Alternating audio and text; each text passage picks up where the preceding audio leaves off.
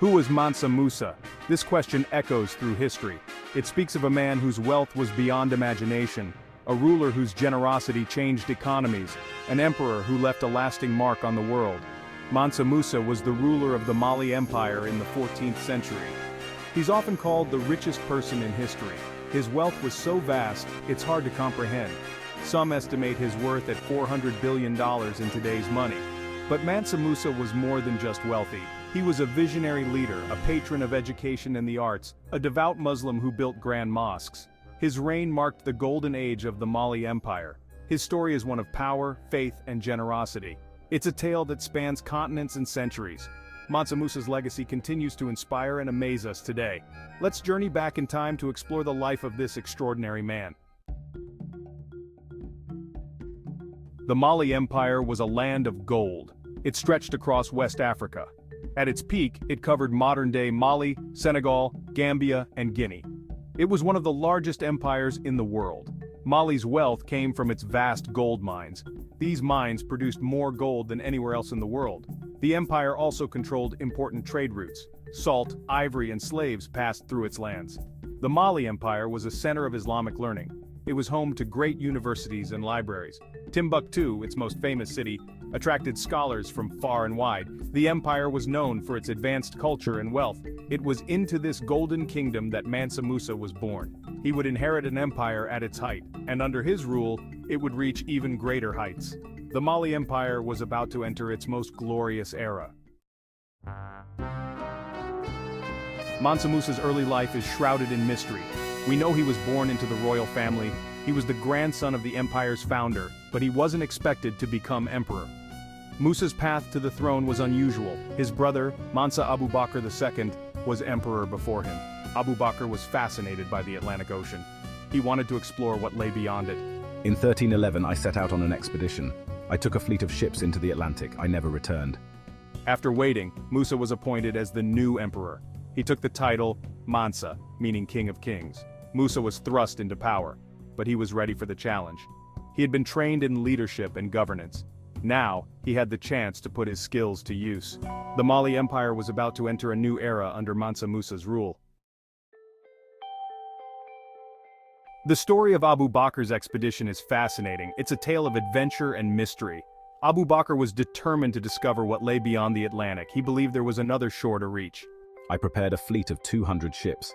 I filled them with men, supplies, and gold. I myself led the expedition. We set sail into the unknown waters of the Atlantic. Months passed. The fleet didn't return. Abu Bakr had instructed Musa to wait. If he didn't come back, Musa would become emperor. After a long wait, Musa ascended to the throne. What happened to Abu Bakr and his fleet? No one knows for sure. Did they reach the Americas? Did they perish at sea? The mystery remains unsolved, but it set the stage for Mansa Musa's incredible reign. Mansa Musa was a skilled ruler. He understood the importance of expanding Mali's wealth.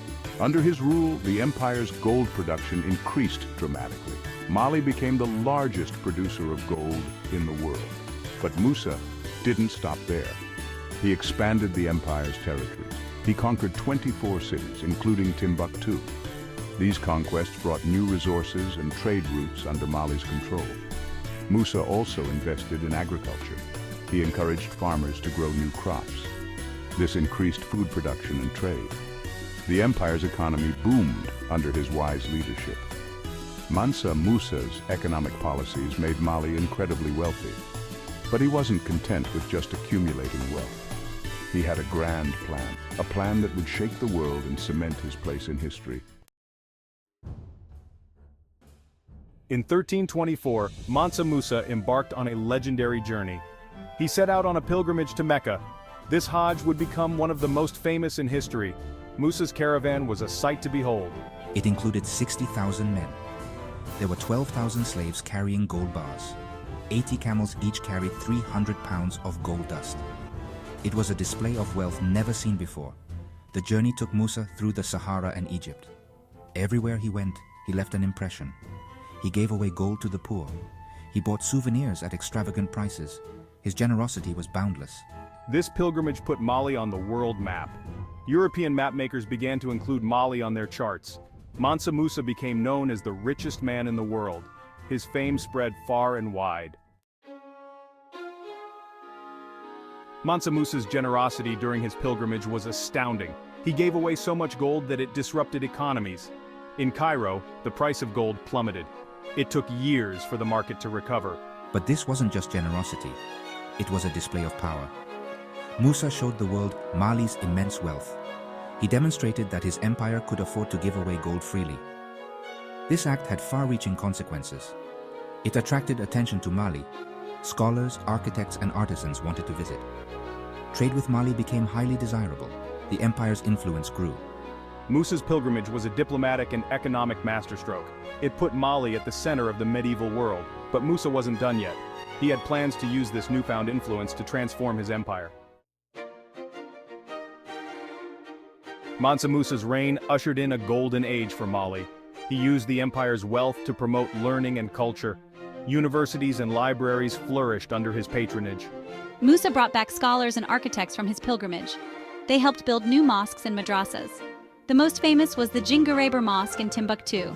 It still stands today. The arts thrived during this time. Music, literature, and crafts reached new heights. Mali became known for its skilled artisans. Their works were prized throughout Africa and beyond. Science and mathematics also advanced. Astronomers made important discoveries. Mathematicians developed new theories. Mali became a center of learning in the Islamic world. Timbuktu became the crown jewel of Mansa Musa's empire. Once a small desert town, it grew into a major center of trade and learning. Musa invested heavily in its development. The city boasted 3 of the largest mosques in Africa. It was home to the famous Sankore University. Scholars from across the Islamic world came to study there. The city had a vast library with hundreds of thousands of manuscripts. Timbuktu was also a key trading hub. Goods from all over Africa passed through its markets. Gold, salt, ivory, and books were traded in abundance. The city's wealth rivaled that of many European capitals. Under Mansa Musa's rule, Timbuktu became a symbol of African achievement. It showed that Africa could produce great centers of learning and culture.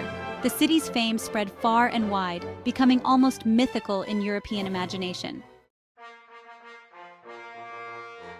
Mansa Musa was a devout Muslim. His faith shaped his rule. He promoted Islam throughout his empire, but he also respected other beliefs. He allowed freedom of religion in Mali.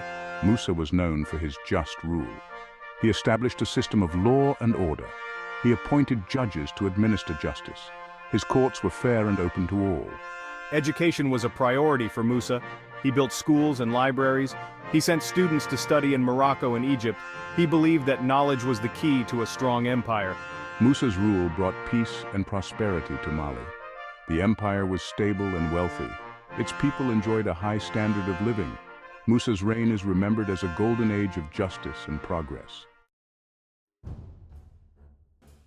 Mansa Musa's reign ended around 1337, but his legacy lived on. The Mali Empire remained powerful for generations. It continued to influence African history and culture. Musa's pilgrimage had put Mali on the world map. It opened up new trade routes. It sparked cultural exchanges between Africa and the Middle East. These connections lasted for centuries. The institutions Musa built continued to thrive. Timbuktu remained a center of learning for hundreds of years. The manuscripts produced there are still studied today. They provide valuable insights into African history and culture. Mansa Musa's story inspires us even today. It shows the greatness Africa achieved. It reminds us of a time when African empires rivaled any in the world. Musa's legacy is a testament to the power of visionary leadership and the enduring impact of cultural investment.